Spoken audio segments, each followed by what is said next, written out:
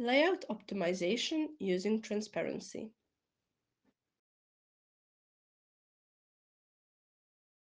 Even if you can use live transparency in your document, layout optimization is still a good idea, regardless of whether you're using the process-specific GWG 1v4 or media-neutral GWG 2015 specifications. The quality of your PDF files will be improved, and they will become less sensitive to errors further down the workflow.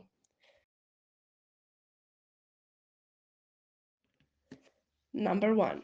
Adjusting object Z order. The rules used to perform transparency flattening are identical for Quark Express and Adobe InDesign. Transparencies are always resolved from the front to the background. This is why the Z order of objects is so important.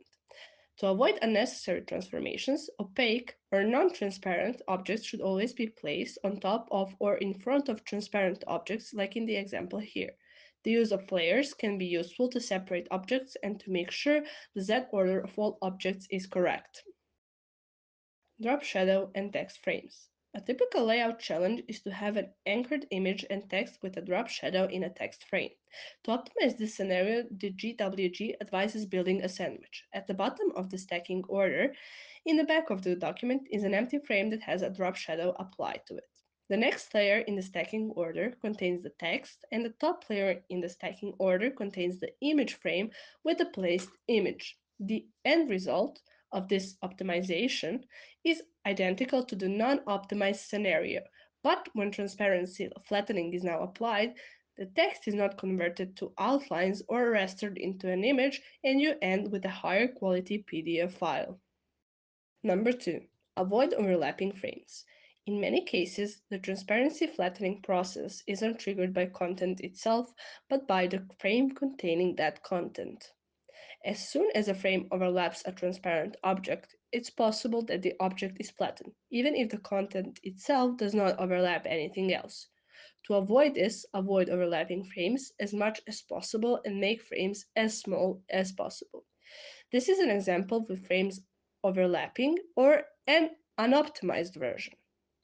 And here is the optimized version. By combining both techniques, it's possible to avoid a lot of problems.